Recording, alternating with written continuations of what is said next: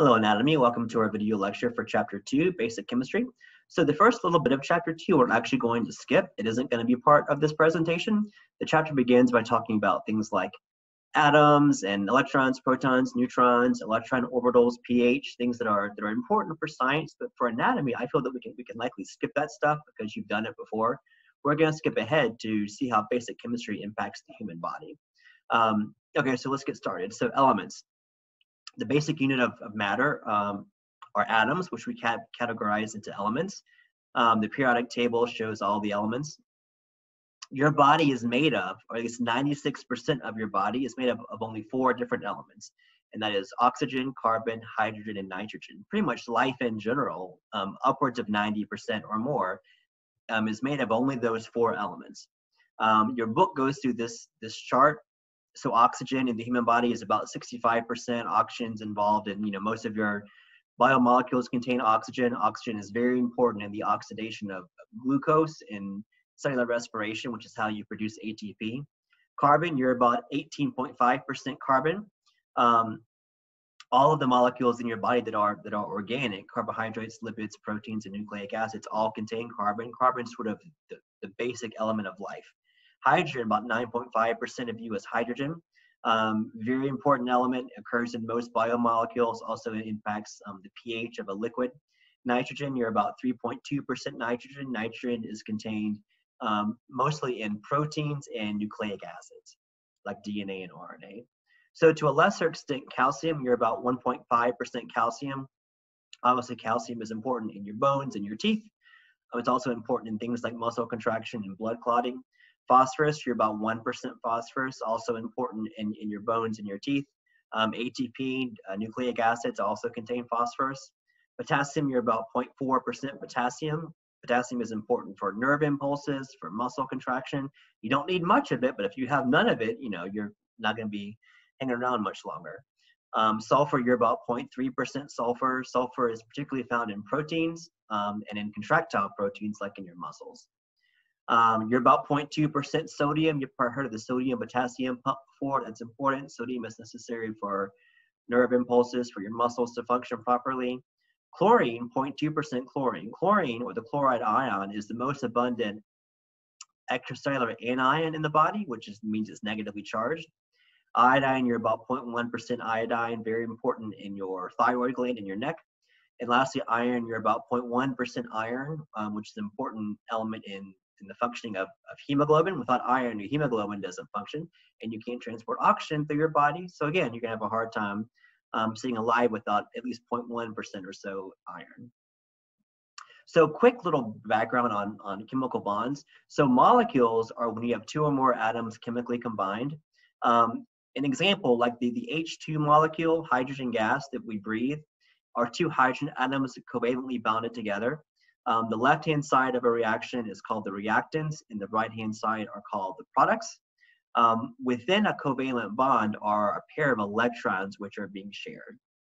Another example, in this case, a compound. A compound is when you have different atoms covalently bound together. So in this example, I have methane. The reactants, I have 4 hydrogens and 1 carbon, which forms CH4, which is a molecule of methane. Each of these CH bonds, picture a C in the middle and 4 hydrogens coming off. Each of those bonds represents 2 electrons, or a pair of electrons that's being shared between the carbon and the respective hydrogen atom.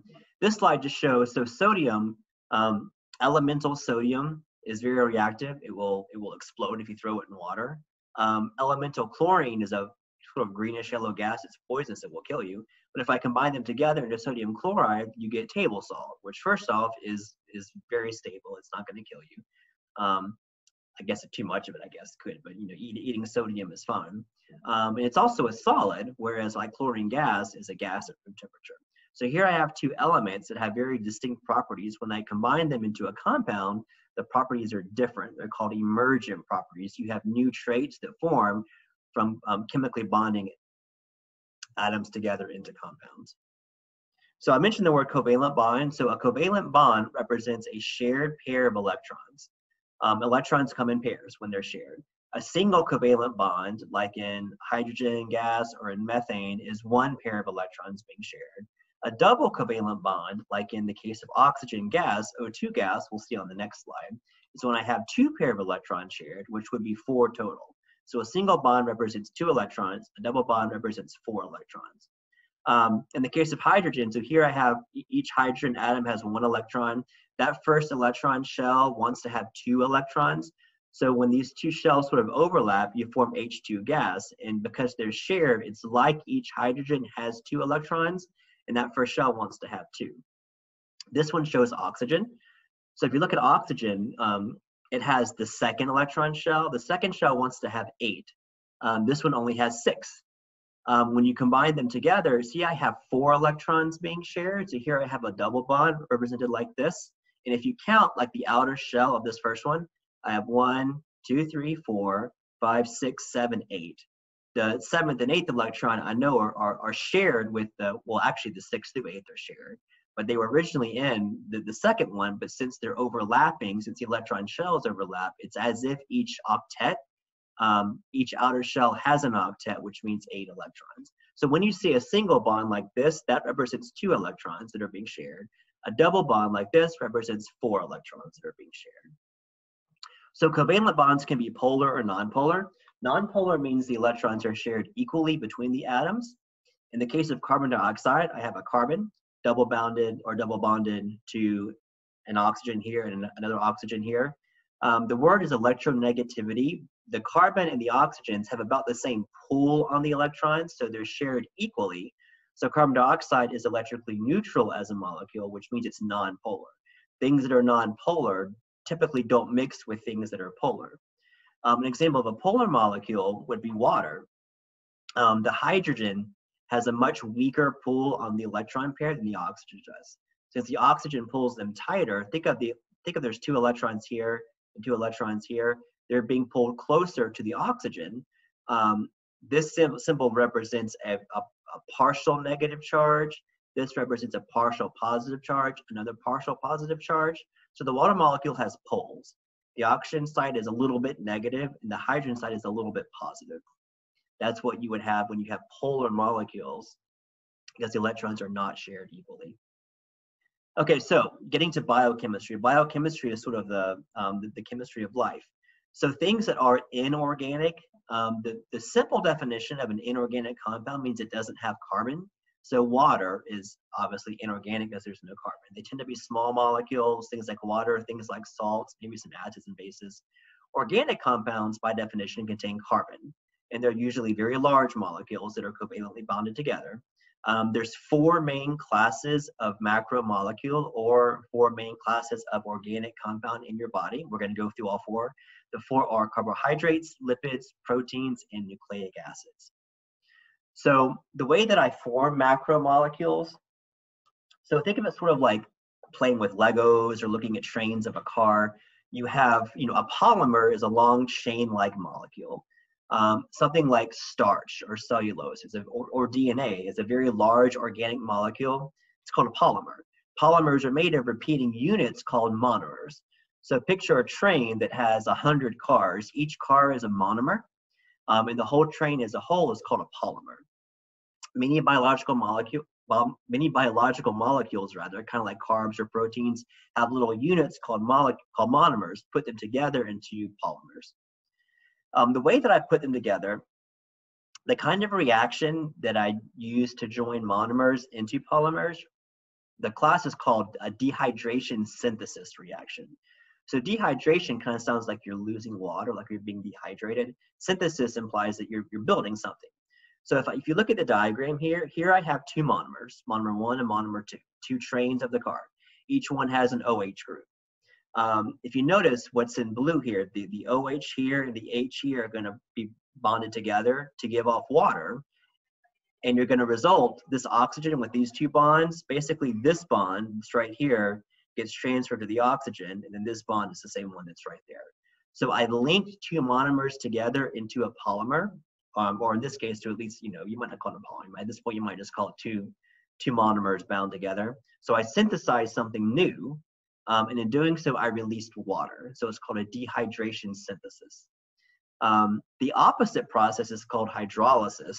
It's literally the process just sort of in reverse. Here I have two monomers connected, maybe from the previous slide. I'm going to add water, and adding water sort of breaks this bond. And here I have the OH and the H group. The word hydrolysis, hydro refers to water. Lysis means to cut. So you're literally cutting this bond by adding water. So a dehydration synthesis builds polymers. A hydrolysis reaction breaks down polymers. Dehydration synthesis gives off water or releases water. A hydrolysis reaction requires water. So at this point, we're going to go through the 4 classes of macromolecule. Again, I'm going to go through these kind of quickly because you can pause this video at any point if you want to. For each class, you should know what it is, what it does, and what it's made of. So carbohydrates, they contain carbon, hydrogen, and oxygen. These mainly are sugars and starches. We categorize or classify carbohydrates by their size. A monosaccharide is a simple sugar like glucose. A disaccharide are 2 simple sugars bound together. And a polysaccharide are long branching chains of sugars bound together that could be hundreds or thousands of sugars. Let's go through some examples. So a monosaccharide, a simple sugar, this is a drawing of glucose. Usually it's usually a 5 or 6 member chain the way it's drawn. They can be, or not chain, or rings. They can be rings like this, or they can be chains of, they can actually go back and forth between. When you see the 6-member ring like this sort of is the classic glucose molecule. They contain between 3 to 7 carbons. In this picture, each corner of the chain, or the ring rather, represents a carbon. So carbon there, carbon there, carbon there, carbon there, carbon there. This one's not carbon, this one's an oxygen, so it shows it as oxygen. Examples of monosaccharides are glucose, which is what's in your blood sugar, fructose, galactose, ribose, deoxyribose. These last 2 are found in DNA and RNA. A disaccharide, so for example, here I have 2 glucose. Actually, no, this one's glucose. This one looks like it might be a fructose. But I have 2 monosaccharides that I bound together through a dehydration synthesis, like the previous slide, or the one a couple slides before. Examples of disaccharides are things like sucrose, which is found in lots of things that we eat, lactose, which is found in milk, maltose. These are, all 3 of these are disaccharides. This just shows how I made the sucrose. Oh, I was right, it was a glucose and a fructose. Here are the atoms that are involved. I do a dehydration synthesis, I produce water, and then I produce this kind of bond between the 2 monosaccharides. The reverse would be a hydrolysis, taking the sucrose and breaking it back down into glucose and fructose. So a polysaccharide would be having long branching chains. They're large. They can be things like starch. They can be things like cellulose in plants, like fiber, things like glycogen. Usually they function as storage molecules. You might store monosaccharides as a polysaccharide. In the case of cellulose in a plant, that's not really for storage, that's for structural support, because the cellulose is found in the cell walls of the plants. Okay, so that's carbohydrates. So moving on to lipids. Lipids, by definition, are things that are not soluble in water. So think about like fats and oils. They can be soluble in other lipids, but they're not, they don't mix with water. Examples are things like triglycerides, which are found in fat, phospholipids, which are found in your cell membranes, and steroids, which are found all over your body. They also contain carbon, hydrogen, and oxygen, just like we said with carbohydrates.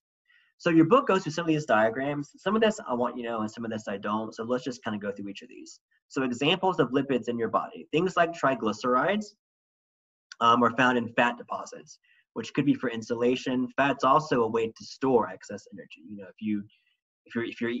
If you're eating more, calories than you burn off, you're going to store that excess fuel as fat.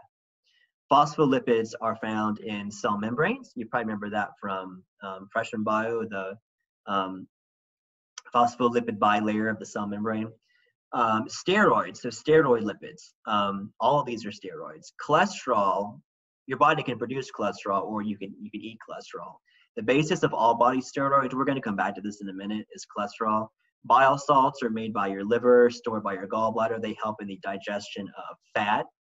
Vitamin D is important. You produce vitamin D in your skin just by going outside. Vitamin D is important for getting your cells to take in calcium, which is important for bone growth and function. Your sex hormones like estrogen, progesterone, testosterone are important for normal reproductive function. Corticosteroids, things like cortisol, these are hormones that help prevent inflammation. They're kind of like, this calls it anti-stress hormones. They're hormones that help, chill. If you have a really, really, really bad rash or really bad poison ivy, the doctor might give you cortisol, which is a glucocorticoid, which helps, chill out the inflammation. The examples on this slide, I do want you to know. For this slide, you don't need to know these. Let's just go through them quickly. A lot of these are vitamins, fat-soluble vitamins, vitamin A, and again, these are all lipids. Vitamin A is important for the functioning of photoreceptors in your eye. You get it from things like carrots. Vitamin E does lots of things for you. They help neutralize free radicals. They're antioxidants. They might help prevent cancer. Vitamin K you find it in lots of foods. It's a necessary component for blood clotting. Prostaglandins do lots of things in your body. They help involved in uterine contractions and childbirth. They help regulate your blood pressure. They're also involved in inflammation. Lipoproteins are molecules that help transport cholesterol through your blood. You might have heard of HDL and LDL. If you get like a cholesterol test, the test will tell you your HDLs and LDLs. HDLs are good cholesterol. LDLs are bad cholesterol. Glycolipids are components of cell membranes. They're little cell surface features, which do lots of things. They help recognize cells so they know what each other are. They're important for your immune system. They determine your blood type. So the things on this slide, you don't need to have memorized, but like if you saw this chart again, you should be somewhat familiar with it. Okay, so lipids come in different varieties. Saturated fats, the word saturated means that there are no double bonds. Wherever there's a double bond is a place where there could be single bonds to hydrogen. So if you get rid of all the double bonds, that means you have all the hydrogen that you can have in that chain. Saturated fats tend to exist as solids in room temperatures. In a minute, I'm going to show you a picture that helps explain this. Fats that are unsaturated means they don't have the maximum load of hydrogen, which means you have double bonds. These tend to be liquids at room temperature. These are better for you than saturated fats. So let me show you a quick picture. So here I have, this is a triglyceride. We're not going to go through this whole structure, but here I have this chain. These are all single bonds. This is a saturated fatty acid. Here I have one where I have a double bond, and notice where there's a double bond, this is unsaturated, means there's a kink. When you have lots of kinks in these chains, it kind of pushes the chains apart. And when you push things apart, they're less dense. So they're usually liquids at room temperature. Here, there are no kinks in the chain, so I can pack them tighter, which means they're usually solids at room temperature. So, take a second, go back to this slide and sort of associate saturated fats and unsaturated fats. This is saturated, no double bonds, solid at room temperature. This is unsaturated, one or more double bonds, liquids at room temperature, usually healthier. You might have heard the term trans fat. Trans fats are when you took something like this that had double bonds, and you added hydrogen atoms to the double bonds, which it's like if you take an oil and made an oil a solid at room temperature. You can do that. They're not particularly good for you because again, you pack them in tighter. They're not really good for your heart. Omega-3 fatty acids, you might have heard of these before. These are fatty acids that are found particularly in cold water fish. Also different kinds of seeds like pumpkin or flax seeds. These are actually good for your heart. They have been shown to prevent heart disease. Okay, cool.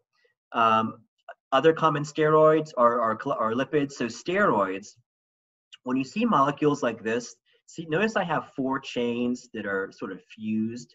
That's the classic pattern of steroids, these 4 chains.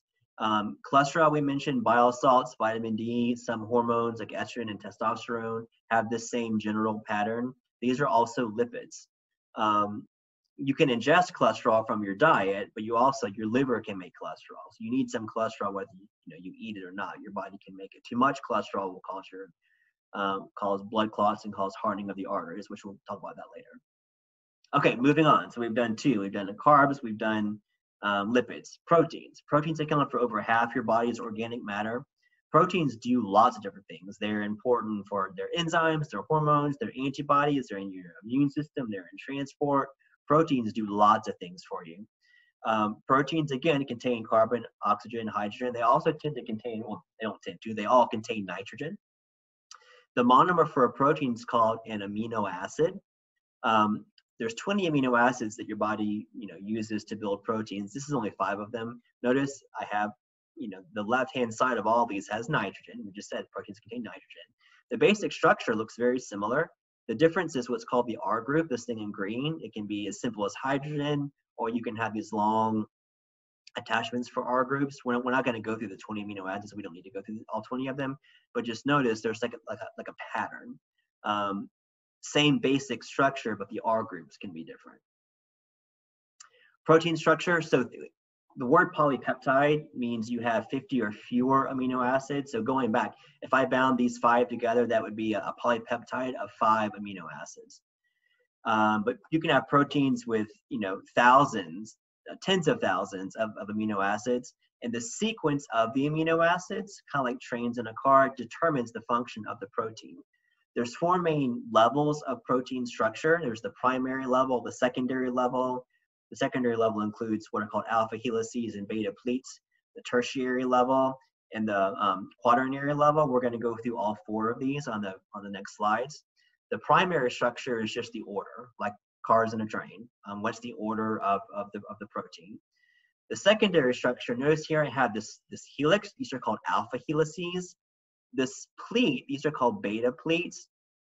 These are interactions between amino acids that will cause the structure to have either a helix or a pleat. This is the secondary structure.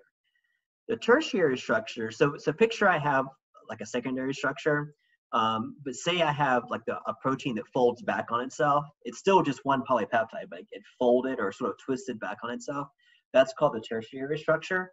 Notice in this picture, see here I have some alpha helices, here I have some beta pleats, but overall the whole thing is sort of folded in funky ways. That's the tertiary structure. The quaternary structure is when you have more than one subunit. So a molecule like hemoglobin, which is involved in carrying oxygen in your body, there's actually 4 subunits, 4 polypeptides. So like going back, this would be like one subunit, this tertiary structure. The quaternary structure has multiple subunits, multiple polypeptides. Fibrous proteins, things like collagen in your skin or keratin in your hair and nails, they tend to form like fibers, which, like binding rope together in a fiber makes it strong. They're very stable proteins. They have at least secondary, usually tertiary or even quaternary structure. Collagen and keratin, again, are things in your skin and your hair that are for structural support. Think like your hair and your fingernails. Here's an example. This is 3 subunits of collagen in your skin. Globular proteins, they're just big globs. They're not like fibers. These are things that might be antibodies or hormones or enzymes. They have at least tertiary structure. Let me show a picture and go back. So this again is the 4 subunits of hemoglobin. It's a globular looking structure. It's not fibrous looking. Hemoglobin again is important for carrying oxygen through your body. If I were to heat this molecule or add too much salt or change the pH, the subunits might fall apart. The word for that is denature. Proteins can be denatured, which means the shape got changed. Maybe you heated it, and if the shape changes, they don't function properly anymore. Enzymes work on molecules called substrates, and they fit together in what's called an active site. And if you change the structure of the protein, it doesn't fit right with the substrate, the protein no longer functions. Examples of proteins, so antibodies or immunoglobulins. These are things that recognize invaders like bacteria or viruses and destroy them. Hormones do lots of things. Growth hormone, insulin for your blood sugar, controlling nerve structure and function. These are hormones can be proteins. Transport proteins like hemoglobin help transport things to your body. Enzymes, which again are molecules that speed up reactions, enzymes are typically proteins too. So the class of macromolecule for proteins, they do lots of varied functions. Last but not least, nucleic acids make up your genome. Your genes may have nucleic acids. They contain carbon, nitrogen, hydrogen, and phosphorus too. carbon, oxygen, hydrogen, nitrogen, and phosphorus. I think I left one of them out. They're the largest macromolecule in your body. So you did this in 9th grade. So the 4 nitrogen bases, they're called nitrogen bases because they contain nitrogen. In DNA, you have A, G, C, and T, adenine, guanine, cytosine, and thymine. In RNA, there's no T in RNA, there's U. So in U is uracil. RNA has A, G, C, and U. So DNA has 4 of them, RNA has 4 of them. A pentose sugar is a 5-carbon sugar. Those are found in nucleotides, and then a phosphate group. The main structure of a nucleotide, so here I have adenine. Here's the adenine nitrogen base, right? Here's my my pentose, in this case it's deoxyribose sugar, and here's my phosphate group. So a chromosome might contain millions or more of these nitrogen bases in sequence. DNA, deoxyribonucleic acid, is the genetic material that makes up your chromosomes in the nucleus. It's basically it codes for how to build protein, so it codes for you. You know that DNA is a double helix. A pairs with T, G pairs with C, the complementary base pairing. And DNA is what replicates or what copies before a cell divides. Here I have a nice image of a DNA double helix. So A pairs with T, C pairs with G, and so on. Each of these, so that's a nucleotide, that's a nucleotide, that's a nucleotide. The light and dark purple part is the alternating sugar, phosphate, sugar, phosphate, sugar, phosphate backbone of the double helix. RNA ribonucleic acid. So the way the cell works is DNA is the template. RNA is created from the DNA template, and RNA is what is read to make protein. So DNA is used to make RNA. RNA is used to make proteins. RNA is single-stranded, not double-stranded. And remember, RNA doesn't have deoxyribose. RNA contains ribose sugar, and then the base is A, U, C, and G. RNA is single-stranded, but in RNA there is no thymine. Whether it would be a T and DNA, there's a U in RNA. The 3 types of RNA, and we're not going to go into this much detail, are messenger RNA, transfer RNA, and ribosomal RNA. ATP is also a nucleic acid. ATP is the main molecule for storing energy in the body, or for not so much storing, but for transferring energy from one molecule to another. If you look at the structure of ATP, here I have a ribose sugar, just like in RNA. Here I have the adenine nitrogen base, and then I have 3 phosphate groups. Remember, a nucleotide going back only has 1 phosphate group, but here there are 3 phosphate groups. And the deal is, see all these negative charges? There's 4 negative charges. These negative charges sort of repel each other. So this molecule isn't an incredibly stable molecule. This 3rd phosphate group wants to be kicked off. And when you kick it off to another molecule, it gives that molecule energy. You make ATP by the oxidation of food, what you eat, which is cellular respiration. You did this in 9th grade. This is the Krebs cycle and the electron transport chain. But oxidizing fuel, things that you eat, is how we produce ATP. When I break these high energy phosphate bonds, that's giving the energy to another molecule. This just shows this is my ATP. When you do hydrolysis of ATP, like I said, you give off energy. That 3rd phosphate group becomes what's called inorganic phosphate, and then you produce ADP, which is adenosine diphosphate. Obviously, as you use ATP, you're making more ADP, and then you use ADP to regenerate the ATP and cellular respiration. 3 examples of how ATP drives cellular work. So don't memorize these, let's just look at them. So here I have a reaction, chemical work. I joined A and B together. I needed ATP to do that. Here I'm going to do transport. Here I'm going to pump the little blue circles. In this case, I'm going to pump them, looks like out of the cell, or am I pumping them into the cell? I can't quite tell if they're going in or out. But for this membrane protein to work, you need ATP. It gives it, see how the protein changes shape? The ATP causes it to change shape. Mechanical work, so your muscles. Obviously, muscles are contractile cells. They can get shorter. For the muscle to contract, like to move your arm or your leg, you need ATP to cause it to contract. Okay, so that's our version of chapter 2. Hope that was helpful, and I will see you guys next time.